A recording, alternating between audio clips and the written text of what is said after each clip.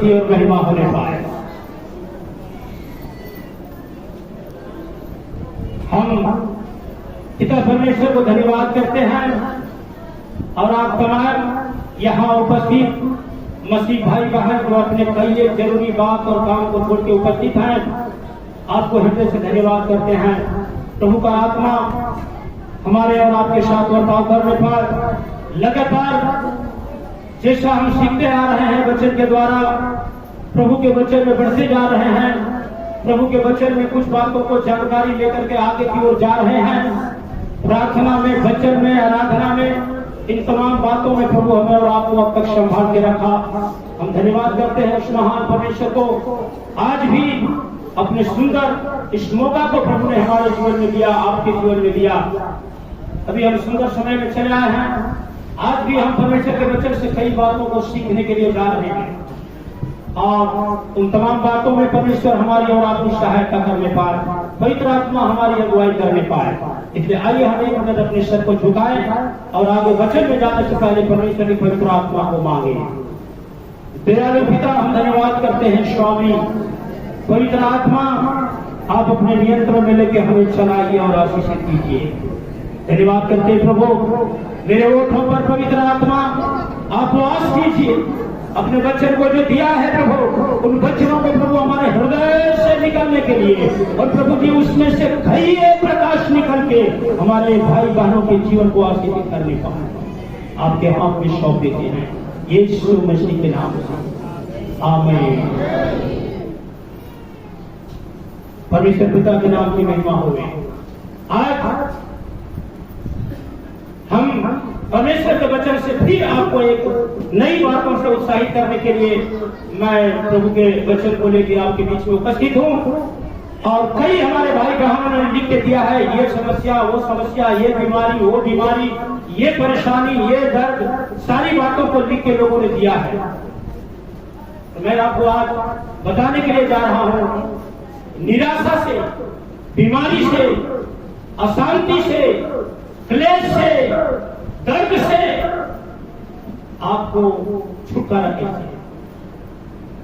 कैसे मिलेगी। आज प्रभु के वचन से हम आपको उस बातों को सिखाने के लिए परमेश्वर का आत्मा हमारे आत्मा के साथ होकर वर्ताव करने पाए। हम अपने निराशापन से कैसे बाहर जाएंगे, हम अपने बीमारी से कैसे जो है शांति की ओर जाएंगे, हम अपने दर्द से कैसे आराम की ओर जाएंगे, हम अपने भूत प्रेत की बीमारियों से किस प्रकार से चंगाई को प्राप्त करेंगे, हमारे जीवन में जो उलझने हैं उसको हम किस प्रकार से शांति में लाएंगे।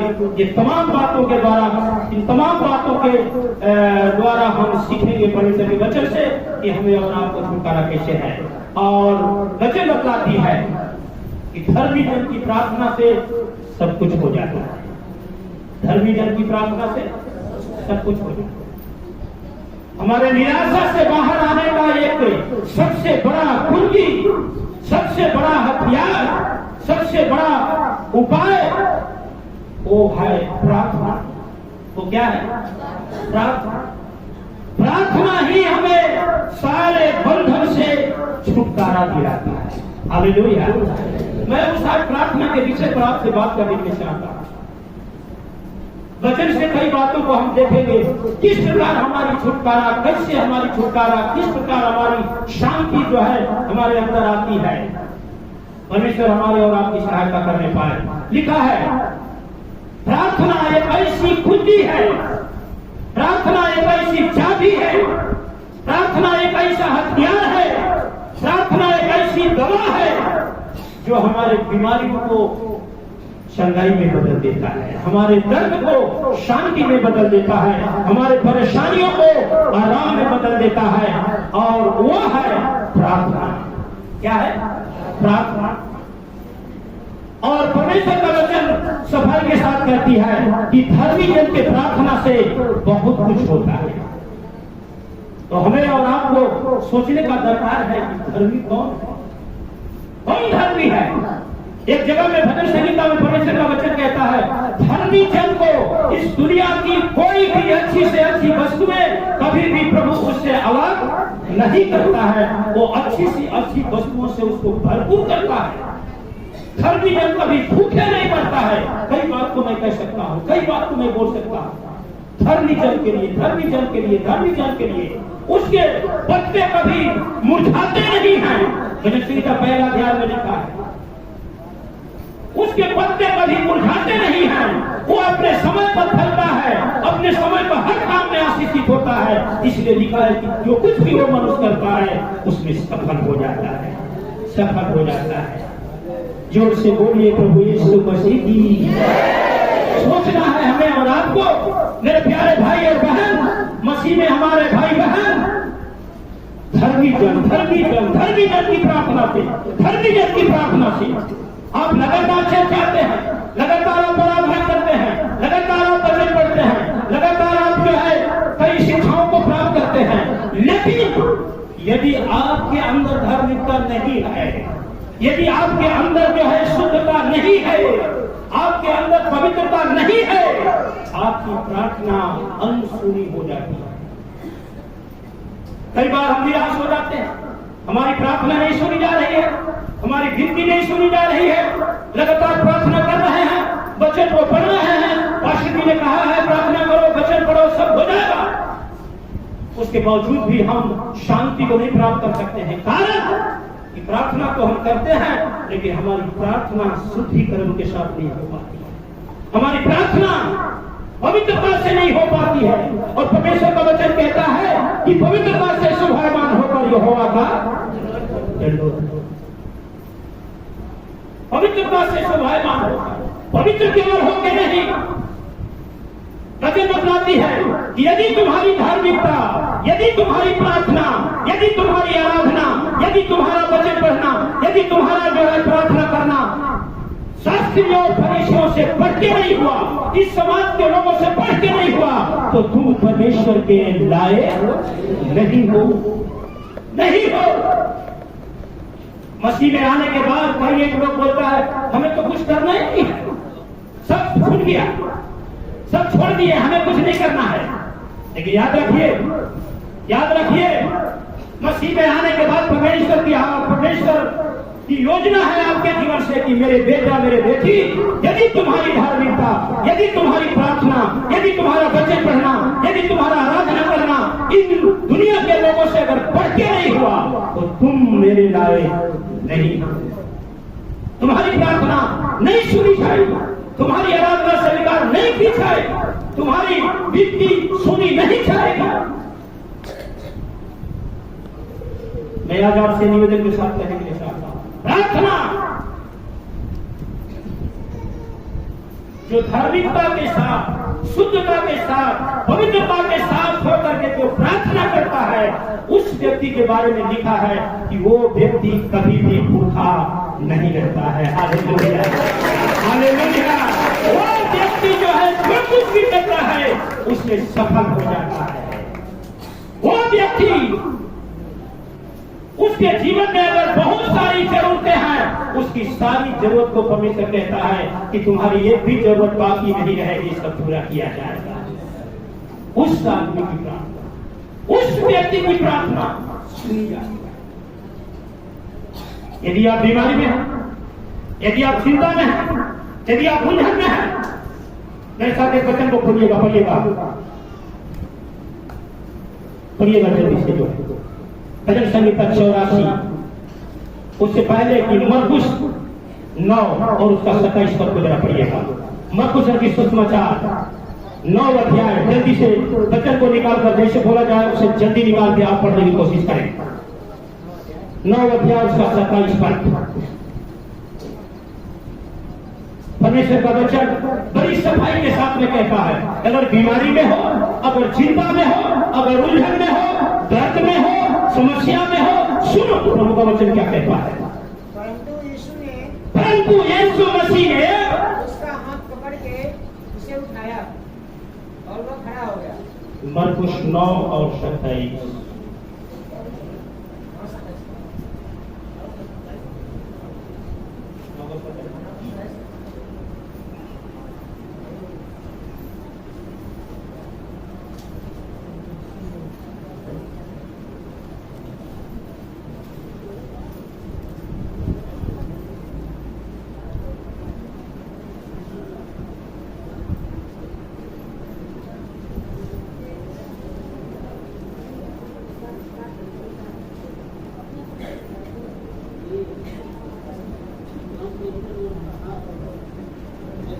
और भजन संहिता 84 और 11 पद को जरा पढ़िएगा।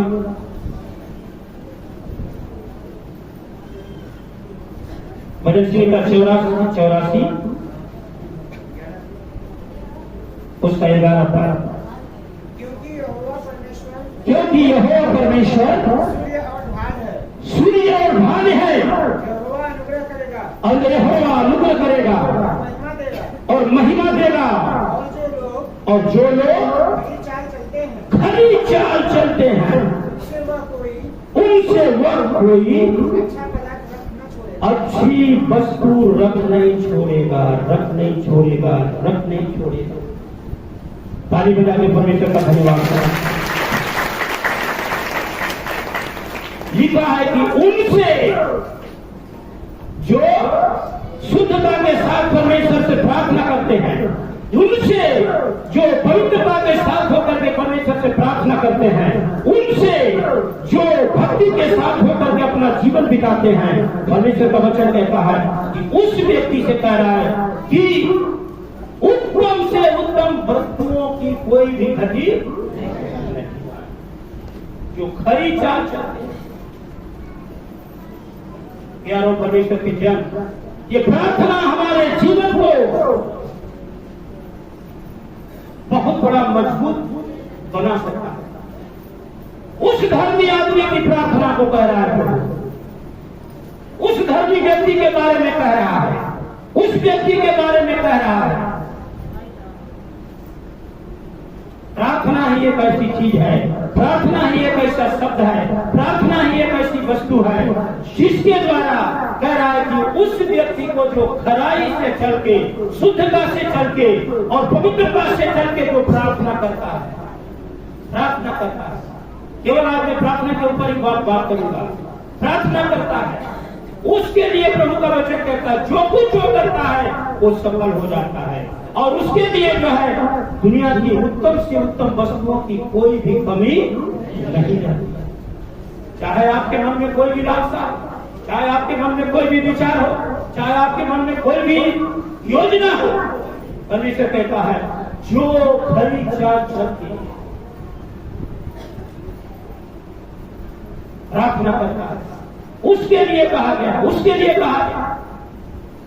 सवाल आपके और हमारे अंदर उठता है, आखिर वो खरा चाल चलने वाला धर्मी कौन है? धर्मी कौन है? किसको कहा जाए? आप सब पैसे अगर पूछा जाए कि कितना लोग आप प्रार्थना करते हैं, कितना लोग आराधना करते हैं, सब कोई हाथ उठाएंगे। लेकिन अपने दिल से जरा दिल पे हाथ रख के देखो, क्या मैं पवित्रता के साथ होकर प्रार्थना करता हूं? धार्मिकता के साथ होकर प्रार्थना करता हूं? शुद्धता के साथ होकर प्रार्थना करता हूं?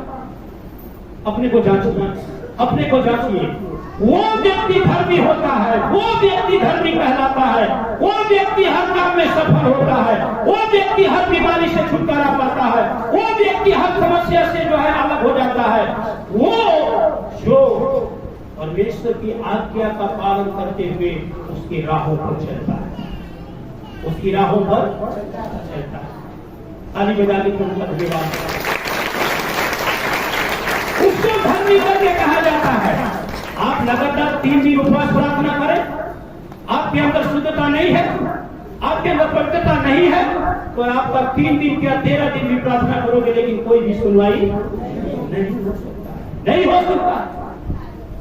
आप अपना 13 बार नाम बदल दीजिए, प्रभु के लिए कर रहे हैं, नाम बदल रहे हैं 13 बार, ये वो दुनिया जहां, उस नाम बदलने से आपका कोई फायदा होने वाला, जात बदलने से कोई फायदा होने वाला, धर्म बदलने से कोई फायदा होने वाला नहीं है। परंतु बाइबल कहती है कि जो धर्मी हो करके, धर्मी जन की प्रार्थना, धर्मी जन के बाल बच्चे, धर्मी जन के काम, कोई भी रुकता नहीं है, सफल होता है, सफल होता है। उसकी हर एक बनाई हुई योजना सफल होती है। न केवल उसकी बनाई हुई योजना, उसके पत्ते कभी मुरझाते नहीं, तो वो कहता है पत्तों का मतलब बाल बच्चे, उसकी टहनियां, उसकी डालियां जो बोल रहा है, आपकी हड्डियां, आपके परिवार की हड्डियां, आपके बाल बच्चों की हड्डियां कभी कमजोर नहीं होगी, तो दिन प्रतिदिन बलवान होते जाएगा। धर्मी आदमी की प्रार्थना से वो होता है। कई बार हम अपने आप को उस बातों से अलग कर देते हैं। मैं आपको एक मौका देने के लिए चाहता हूं, अपने आप को आप जांच करें। हमारी प्रार्थना कैसा है? हमारी प्रार्थना में शुद्धता है या नहीं? हमारी प्रार्थना में पवित्रता है या नहीं? दिन भर काम कर रहे हैं, आ रहे हैं, तो एक नियम बना लिए शाम को प्रार्थना करेंगे, और उस प्रार्थना में अगर पवित्रता नहीं है, उस प्रार्थना में अगर शुद्धता नहीं है, उस प्रार्थना में अगर भक्ति नहीं है, उस प्रार्थना में अगर धार्मिकता नहीं है, आपका नियम से प्रार्थना करना भी कोई फायदा नहीं कर सकता। धर्मी जन की प्रार्थना, धर्मी जन की प्रार्थना वही धर्मी है जो परमेश्वर की आज्ञा का पालन करते हुए, याद रखिएगा, नोट कर लीजिए उसको, परमेश्वर की आज्ञा का पालन करते हुए उसकी राहों पर जो चलता है, प्रभु उसको कहता है तू धर्मी है, धर्मी है, धर्मी है, और मैं तुमसे प्रसन्न हूं। यीशु मसीह भी जैसे ही उस यरदन नदी से निकल के बपतिस्मा लेके किनारे पर आए, एक कबूतर की नई पवित्र आत्मा उसके ऊपर आके बैठ गया, और एक आकाशवाणी हुई, एक आकाश से आवाज आई, एक स्वर्गदूत आके कहने लगा, एक आवाज उनके कानों में आई, सबों ने सुना और देखा, तू मेरा प्रिय पुत्र है, मैं तुमसे प्रसन्न हूं। आज यहाँ प्रार्थना में बैठे हमारे भाई बहन, यदि आज परमेश्वर आपको, अगर हमको देखता है, वो क्या कहता है? मैं तुमसे खुश हूं, मैं तुमसे खुश हूं। अपने आप को हम और आप जांचिए। बहुत बोलना, बहुत चलना, बहुत दौड़ना, बहुत पढ़ना, कुछ नहीं हो पाएगा, कुछ नहीं हो पाएगा। ये थोड़ा सा भी हो,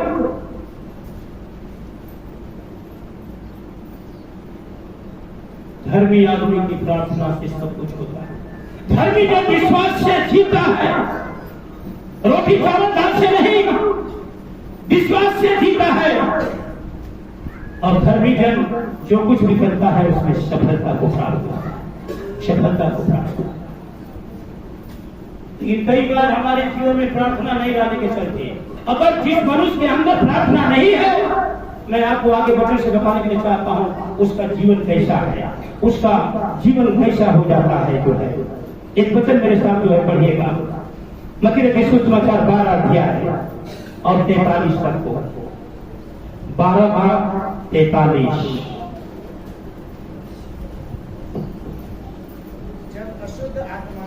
जब अशुद्ध आत्मा मनुष्य में से निकल जाती है, जरा ध्यान से सुनिएगा उस पद को, जो मनुष्य में से निकल जाती है, जब अशुद्ध आत्मा मनुष्य में से निकल जाती है, तो जगहों में विश्राम भूमि फिरती है। साफ साफ पढ़िए, वचन को छोड़िए मत। बाइबल बताती है कि वचन में कुछ भी घटाना और बढ़ाना, केवल जगह नहीं लिखा है, क्या लिखा है? सूखी जगह। मनुष्य के अंदर से अशुद्ध आत्मा जब निकल जाती है, जब ध्यान से सुनिएगा, समझने की कोशिश कीजिएगा, जब आप यीशु मसीह के पास आते हैं, अपनी बीमारी को लेकर, अपनी समस्या को लेकर, अपने उलझन को लेकर, अपनी चिंता को लेकर परमेश्वर के दरबार में जब आप आते हैं, किसी के द्वारा सुनने पर आप प्रभु के पास जब आते हैं, तो प्रभु क्या करता है? आपके अंदर से अशुद्ध आत्मा को बाहर करता है, बेकार आत्मा को क्या करता है? बाहर करता है, और शुद्ध आत्मा को आपके अंदर में डालता है। लेकिन जब वो आत्मा निकल जाती है, ध्यान से सुनिएगा, जब यीशु मसीह के द्वारा, प्रार्थना करने के द्वारा, वचन पढ़ने के द्वारा, आराधना करने के द्वारा, प्रभु के संगति में रहने के द्वारा, परमेश्वर की आज्ञा पर चलने के द्वारा, परमेश्वर के राहों पर रहने के द्वारा, यदि आपको यीशु मसीह अगर छूता है, अगर परमेश्वर का आत्मा आपको छूता है, आपके अंदर से अशुद्ध आत्मा को निकालता है। जब एक व्यक्ति प्रार्थना में अपने आप को समर्पित करता है, जब एक मनुष्य अपने आप को प्रार्थना में अर्पित करता है, परमेश्वर का आत्मा उसके साथ आकर के उसके अंदर के अशुद्ध आत्मा को बाहर करता है और कहता है, सुनो, अब तुम्हारा कोई भी इसके शरीर में जगह नहीं है।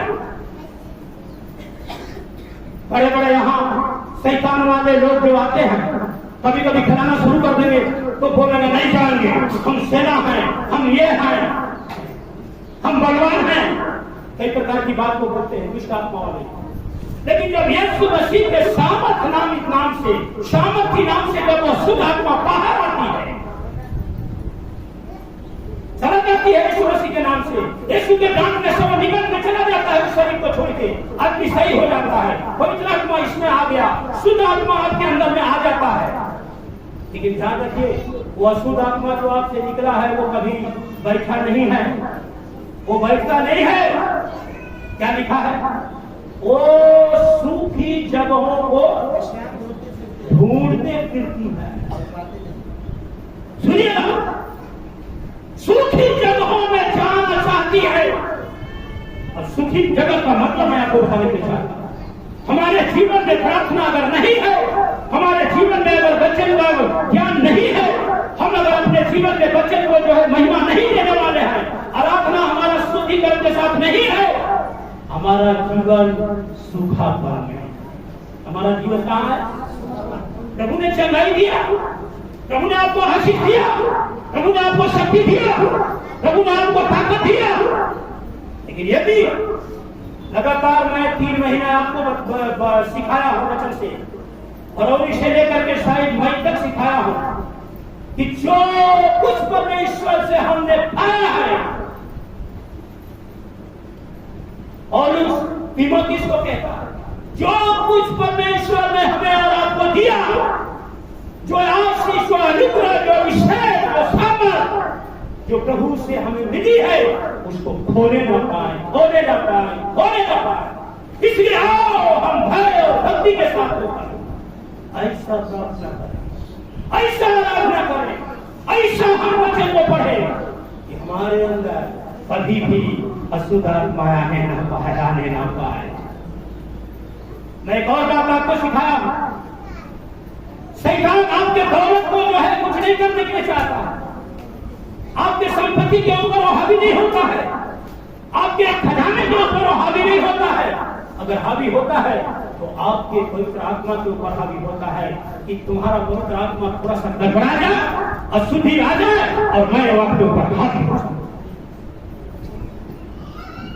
प्रियो परमेश्वर के जन, जब मनुष्य में से अशुद्ध आत्मा बाहर होती है, एक व्यक्ति जब चंगाई पाता है, एक व्यक्ति जब परमेश्वर के सामर्थ को पाता है, एक इंसान जब परमेश्वर के महिमा को पाता है, परमेश्वर उसके अंदर से अशुद्ध आत्मा को निकाल करके बाहर करता है और अपने पवित्र आत्मा को उसके अंदर में डालने के लिए नया बना के डालता है।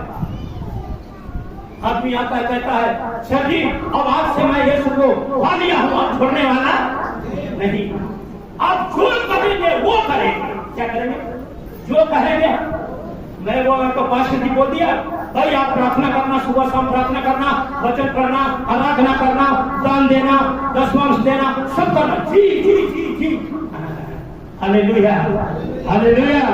बोलिए प्रभु यीशु मसीह की, जोर से बोलिए उद्धार करने वाला मसीहा की। उस समय तो आप तैयार हो जाते हैं, लेकिन धीरे धीरे धीरे धीरे 1 महीना हो गया, 2 महीना हो गया, अभी बीमारी से चंगाई मिल गई और मिलने के बाद तीसरा महीना पता चलता है कि केवल प्रभु भोज होगा तभी आप दर्शन देंगे, वरना 3 संडे आप कहां चले गए? काम में चल गए। और अखबार के दिन आ जाएंगे और पास्टर जी के साथ मिलकर के अच्छा गीत गाएंगे, ताली बजाकर। क्या करेंगे? अच्छा गीत गाएंगे। 6 दिन हम काम करेंगे, 7वां दिन विश्राम करेंगे।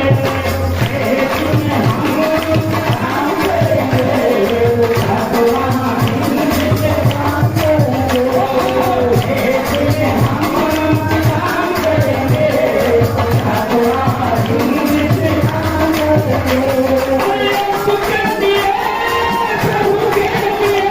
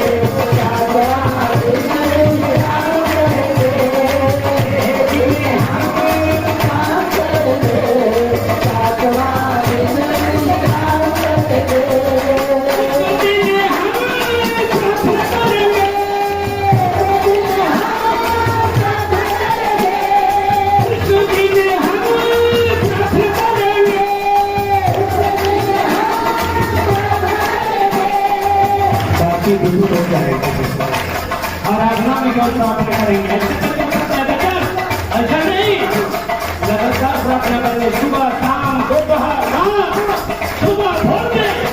लेकिन हम सब भूल जाते हैं, अरे उसको देने हमें प्रार्थना करेंगे, उसको देने हमें प्रार्थना करेंगे, उसको देने हम वचन सुनाएंगे, उसको देने हम वचन सुनाएंगे।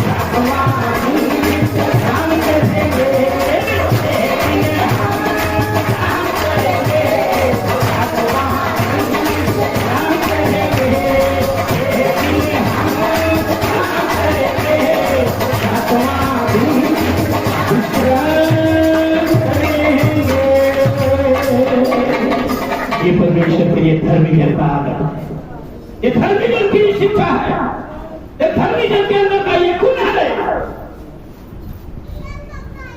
कि हम 6 दिन काम करेंगे और 7वां दिन प्रार्थना करेंगे। लेकिन आराधना केवल यहाँ चर्च में आके उस दिन प्रार्थना करेंगे। लेकिन वजह बतलाती है लगातार तुम्हारा उठना बैठना चलना फिरना काम करना सारी बातों में परमेश्वर के ग्रहण लायक। जब मनुष्य में से अशुद्ध आत्मा बाहर हो जाती है, वो आत्मा जाके आपको चुपचाप बैठ नहीं जाती है। ध्यान दीजिएगा वचन पर, सूखी जगहों को ढूंढती है, वो आपके अगल बगल में हमेशा रहती है, वो शुद्ध आत्मा कहीं जाती नहीं है। ध्यान से सुन लीजिए, आपका शुद्ध आत्मा निकल के आपके पतिया के पास नहीं जाएगा, आपके परिवार के पास नहीं जाएगा। हम और आप एक झूठो दोष लगाते हैं किसी को, वो तो आपके चारों तरफ घूमते रह रही है कि कब तुम्हारे जीवन में सूखा जगह पाऊं कि मैं तुम्हारी जिंदगी में फिर से आ जाऊं। सूखा जगह कब होता है? जब एक इंसान प्रार्थना करना बंद कर देता है, आराधना करना बंद कर देता है, चर्च आना बंद कर देता है, वचन पढ़ना बंद कर देता है, उसकी आज्ञा का पालन करना जब बंद कर देता है, मनुष्य के जीवन में सूखा जगह हो जाता है।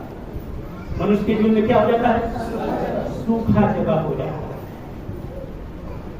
जब सूखा जगह हो जाएगा तो भाई आपके पास बीमारियां आना शुरू हो जाएगी, उसमें कोई शक नहीं है। चिंता आना शुरू हो जाएगा, दर्द आना शुरू हो जाएगा, बीमारी आना शुरू हो जाएगा। कि जब आपके और हमारी जिंदगी में जब सूखापन आ जाएगा। आपके पास अगर एक सोफा, ध्यान से इस बात को सुनिए, आपके पास अगर एक सोफा है और आपके पास मेहमान आने वाले हैं, उस सोफा को आप क्या करेंगे? बारिश से पहले भिगा दीजिए। क्या कर दीजिए? पूरा गद्दा भिगा दीजिए। मेहमान लोग आ गए, आप बोलेगा बैठिए बैठिए बैठिए, क्या मेहमान बैठेगा? बैठेगा? नहीं, सोफा लगा है। क्यों? बोले क्यों? अरे जोर से बोलो यार। क्योंकि सोफा गीला है, उस पर बैठने लायक। यदि आपका जिंदगी में हमेशा गीलापन रहेगा प्रार्थना के द्वारा, शैतान कभी भी, मैं 101% दावे के साथ बोलता हूँ कि शैतान कभी भी आपकी जिंदगी में कोई बीमारी और रोग को नहीं लाएगा, नहीं लाएगा। परमेश्वर कहता है तुम प्रार्थना में सही हो, इसलिए मैं तुम्हारी रक्षा करता हूँ। ताली बजा के परमेश्वर का धन्यवाद। हमारा और आपका जीवन प्रार्थना के द्वारा गीला करके रखना है, ताकि जब कभी शैतान आए वो उस पर बैठने। अगर सूखा रहेगा तुरंत खाली होगा, सूखा रहेगा। मेहमान सोफे पर बैठ जाएगा और जब बैठ जाएगा तो कुछ न कुछ नुकसान हो जाएगा।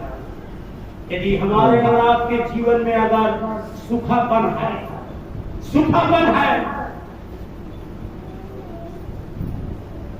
तो शैतान कहता है,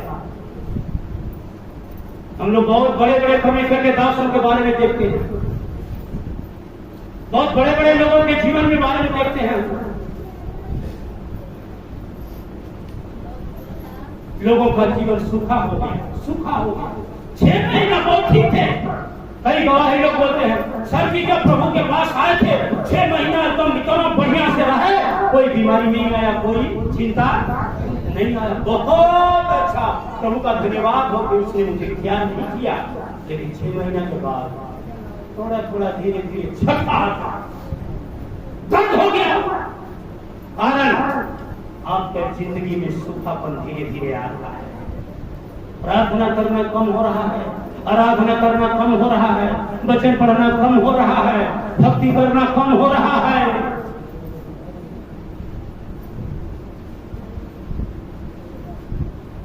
शैतान को मौका मिला। प्रिय परमेश्वर के जन, हम कभी भी अपने इस जीवन रूपी खेत को सूखा ना होने दें। प्रार्थना हमारे जिंदगी के सारे बंधन को तोड़ता है। प्रार्थना हमारे जिंदगी के सारे दुख को सुख में बदलता है और प्रार्थना हमारी जिंदगी को सूखापन से हरियाली में बदलता है, ताकि जिसके पत्ते कभी मुरझाने वाले। हालेलुया, बोलिए प्रभु यीशु मसीह के नाम। हमें प्रार्थना में बने रहने की जरूरत है। प्रार्थना में बने रहने की जरूरत है। हम मरियम को देखते हैं, मार्था को देखते हैं, दाऊद को देखते हैं। परमेश्वर का वचन कई बातों से हमें और आपको उत्साहित करता है। अगर मैं बताऊं आपके दाऊद के बारे में, थोड़ा सा खुलेगा मेरे साथ। भजन संहिता 6 अध्याय और उसका 6 पद। प्रार्थना क्या काम करता है, थोड़ा ध्यान से सुनिए। दाऊद कहता है, परमेश्वर के लिए गवाही देता है और तो सुंदर बातों से दिखता है। क्या दिखता है, बोलिए। भजन संहिता 6। मैं कराते कराते क्या हो गया, थक गया। कौन कह रहा है? जिसने बड़े विशाल शेरों को मारा, भालू को मारा, विशाल गोलियत को मारा, वो दाऊद यहाँ क्या कह रहा है? कहते मैं क्या हो गया, थक गया। भाई बहन, अब बीमारी को झेलते झेलते थक चुकी हो, दर्द को सहते सहते थक चुकी हो, समस्या को झेलते झेलते उठ चुकी हो। परमेश्वर का दास बहुत कह रहा है, रात दिन पहलते पहलते मैं थक चुका। लेकिन अभी भी कह रहा है, मैं अपनी खाट आंसुओं से भिगोता रहा। दर्द होता है तो आंसू आता है कि नहीं? दर्द होता है तो रोना आता है कि नहीं आता? अपने आप अकेले आदमी रोने लगता है। यहाँ दाऊद कह रहा है, मैं रोते रोते कहते कहते आंसू भी बहाते बहाते थक चुका।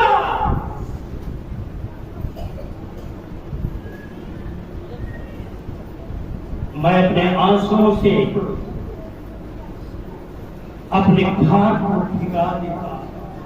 इसको भिगा देता है। कभी जरा आप सोचो, अभी प्रार्थना में आपने आंसू बहाए, यहाँ कह रहा मैं कह रहा हूं, दर्द में हूं, चिंता में हूं, समस्या में हूं, लेकिन फिर भी प्रार्थना में आंसू बहाते बहाते अपने खाट को भिगा रहा। आगे प्रति रात प्रति रात मेरा बिछौना भीग जाता। आंसू बहाने से, दर्द से, तकलीफ से जो आंसू बहते हैं, मेरा बिछौना भीग रहा। शायद इतना बड़ा बीमारी में तो आप नहीं होंगे, इतना बड़ा चिंता में आप नहीं होंगे, इतना बड़ा समस्या में आप नहीं होंगे, लेकिन दाऊद इससे बड़ी बीमारी में फंस के कह रहा है। आगे बढ़िएगा, आगे बढ़िएगा। मेरी आंखें सोच से मैं अंधा होते जा रहा हूँ। मेरे सब सताने वाले, मेरे सब सताने वाले, मेरे सब सताने वाले, चाहे वो भूत हो, चाहे वो बगिया हो, चाहे वो बदल वाला हो, चाहे वो रिश्तेदार हो, चाहे दुनिया को बीमारी हो, चाहे समस्या हो, सब सताने वाले। क्या है?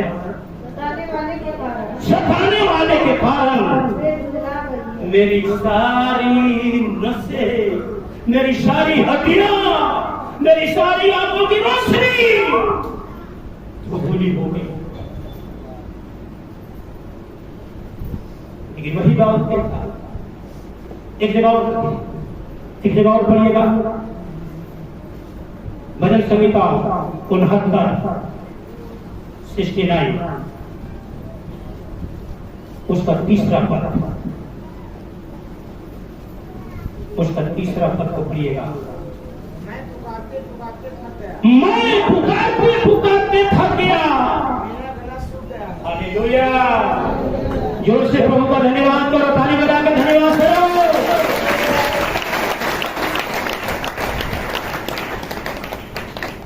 वही व्यक्ति है जिसने 12 साल की उम्र में गोलियात को मारा। एक बार प्रभु से प्रार्थना कर रहा है तो सरदूत आ रहा है, स्वर्गदूत उतर गया है, लेकिन वही व्यक्ति कह रहा है कि मैं आज पुकारते पुकारते थक चुका, लेकिन परमेश्वर मेरी आवाज को सुनता, कारण उसका जीवन सूखा बना, उसके जिंदगी में सूखी जगह हो गई। उसकी प्रार्थना सुनी नहीं जा रही है, उसकी प्रार्थना का उत्तर नहीं मिल रहा है।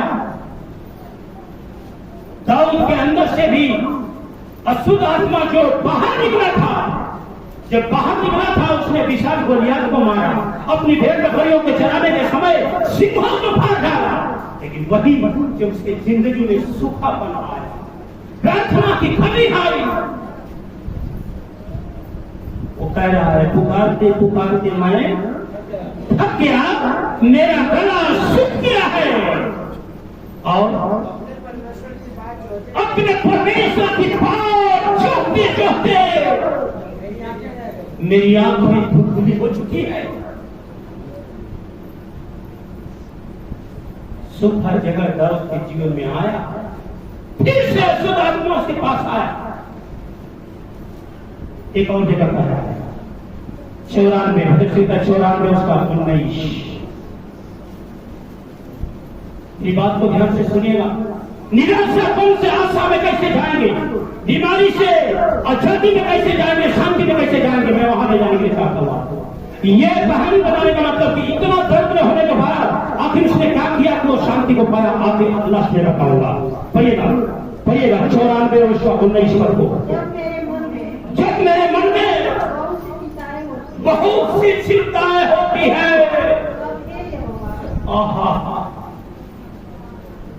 जब प्रार्थना करना भूल जाते हैं, वचन पढ़ना भूल जाते हैं, आराधना करना भूल जाते हैं, सूखापन आ जाता है। पहला। दूसरा, पुरानी बातों को जब हम याद करते हैं, पुरानी बातें हमारे जीवन में आती है, हम अधर्मी हो जाते हैं, धर्मी की जगह को छोड़ देते हैं, हमारे जगह में सूखापन होता है। 20 साल पहले मेरे सारे गोतिया ने मुझको भूत करके मुआ दिया। कई लोग बोलता है भैया आप कुछ भी कहिएगा, हम उससे मोहब्बत करने वाले नहीं। तो ये कौन बात याद आ रहा है? पुरानी बात, पुरानी सोच यदि तेरे मन में जब आती है, तुम्हारा जीवन सूखापन होता है। सूखापन, पुरानी बातों को छोड़ना पड़ेगा, पुरानी बातों को भूलना पड़ेगा, और उसको भूल करके जब हम आराधना करेंगे, जब हम प्रार्थना करेंगे परमेश्वर का आत्मा हमें बल देगा। Hallelujah, hallelujah. एक और बात को पढ़िएगा, भजन संहिता 18 और उसका 4 पद, भजन संहिता 18 और उसका 4 पद को पढ़िएगा। Lord in the name of Jesus, Yeshu Masih की सामर्थ आपके और हमारे बीच में उतर रही है। यीशु का आत्मा हमारे और आपके बीच में मंडरा रहा है। Lord in the name of Jesus, पढ़िएगा। मृत्यु की रस्सियों से मृत्यु के रस्सियों से रस्सियों से मैं चारों ओर मैं चारों ओर घिर गया से घिर चुका था और अधर्म की बाढ़ अधर्म की बाढ़ ने मुझको भयभीत कर दिया। मुझको भयभीत कर दिया था। अब हम नहीं बचेंगे। बीमारी जब आ जाती है जगत क्या करता है? अरे सर आप कुछ भी करिए लेकिन अब जाना था कि बचे वाला। अधर्म की बातों ने मुझे भय मृत्यु तक खड़ा कर दिया। प्रभु के नाम की स्तुति और महिमा। हालेलुया। पिछला महीना 23 तारीख की रात में जो घटना हुई, एक्सीडेंट हुआ, मैंने जब देखा बिजली का पोल को मारा, जो है गाड़ी कार मारी, टूट गया 3 टुकड़े में। मैं तो बोला, सब कुछ सुना मेरी आवाज को, मैं बोला बस प्रभु गए हम लोग आपके पास। लेकिन परमेश्वर का धन्यवाद हो, एक खरोच तक भी नहीं आया। Hallelujah, hallelujah. परमेश्वर चारों तरफ से भी अगर घिर जाए फिर भी उसकी कोई हानि नहीं होती है, कोई हानि नहीं होती। प्रिय परमेश्वर के जन, दाऊद अपने जीवन की सारी बातों को कहता, मैं और जगह कई जगह से बोल सकता हूं, पुकारते पुकारते, कहाते चिल्लाते चिल्लाते, प्रार्थना करते करते मुरझा गया। लेकिन वही दाऊद जब आखिरी में परमेश्वर के पास आया, भजन संहिता 34 में कहता है, जब मैं अपने गुनाहों को मान के प्रभु से प्रार्थना करने के लिए तैयार हो गया, परमेश्वर ने मेरे सारे दुखों को हटा दिया। जोर से ताली बजा के प्रभु का धन्यवाद करें। हालेलुया।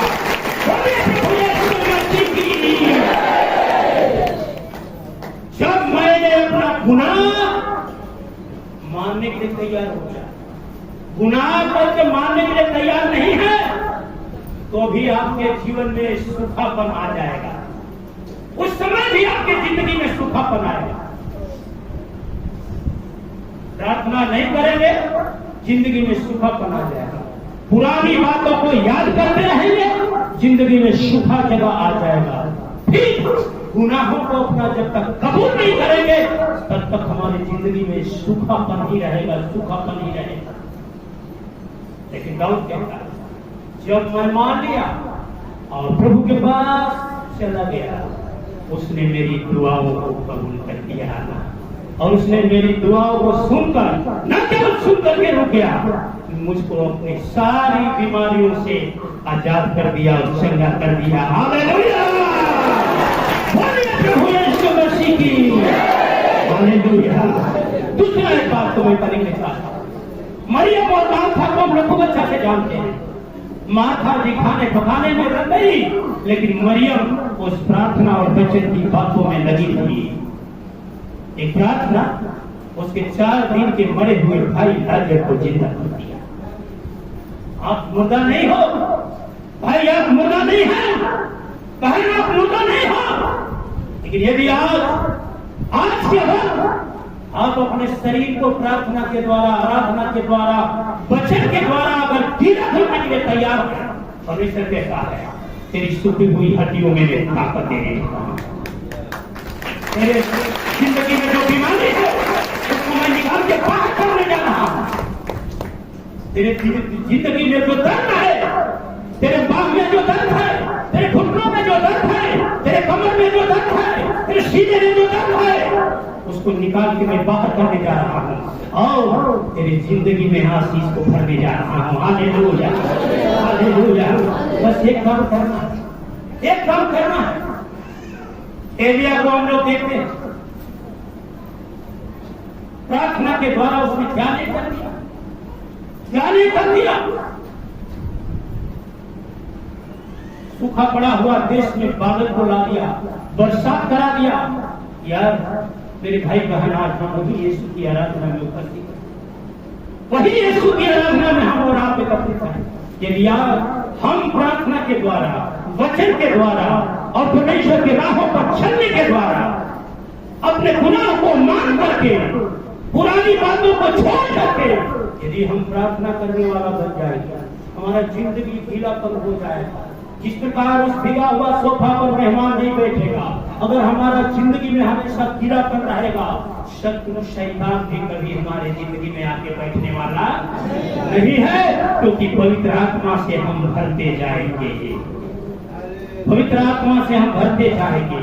और जिस बीमारी से, जिस परेशानी से आप तड़पा रहे हैं, करा रहे हैं दाऊद की तरह, पुकार रहे हैं दाऊद की तरह, परमेश्वर कहता है आज मैं तुम्हारे अंदर एक शुद्ध आत्मा डाल निकालूंगा। अशुद्ध आत्मा को निकाल के, इस दर्द के आत्मा को निकाल के, इस बीमारी की आत्मा को निकाल के तुम्हारे अंदर एक शुद्धिकरण का आत्मा देने जा रहा हूं। मेरे बेटा बेटी, एक ही काम करना है, प्रार्थना में कभी भी बाहर नहीं। दानियल को देखते सिंह के कुल मांग से आ गया, कारण क्या था? तीनों टाइम प्रार्थना करता था, सुबह, दोपहर, शाम। हम और आप प्रार्थना ही उसके सारे जिंदगी की परेशानियों को आशीष से बदल दिया। अगर आप चाहते हो कि हमारी जिंदगी सही हो जाए, अगर आप चाहते हो हमारे बाल बच्चे सही हो जाए, अगर आप चाहते हो कि हमारा परिवार सही हो जाए, बाइबल बताती है कि दाऊद के बच्चे उतने सही नहीं थे, दाऊद के बच्चे उतने सही नहीं थे, लेकिन दाऊद ने अपने बच्चों के लिए प्रार्थना किया और उसका बच्चा दाऊद से भी पढ़ के सुलेमान आगे हो गया, आगे हो गया।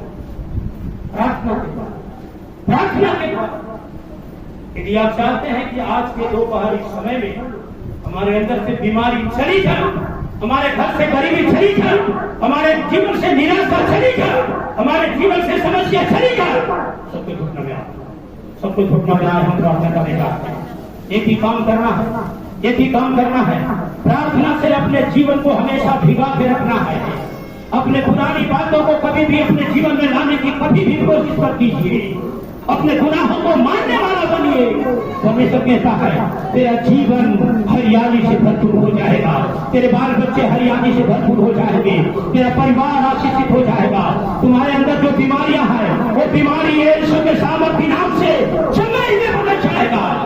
प्रार्थना करें, हालेलुया, हालेलुया। प्रभु के सामने अंगीकार करें, हे प्रभु आज से हम हमारे अंदर से जो आपने आत्मा को निकाला है, हमारा जीवन जो आपने जीवन को बनाया है, प्रार्थना के द्वारा, वचन के द्वारा, शब्द के द्वारा, आराधना के द्वारा, प्रभु हम अपने शरीर को अपने जीवन में कभी भी सूखी जगह नहीं आने देंगे, सूखा जगह नहीं होने देंगे, सूखा जगह नहीं बनने देंगे। प्रार्थना करें सबको, हालेलुया, हालेलुया, हालेलुया, हालेलुया।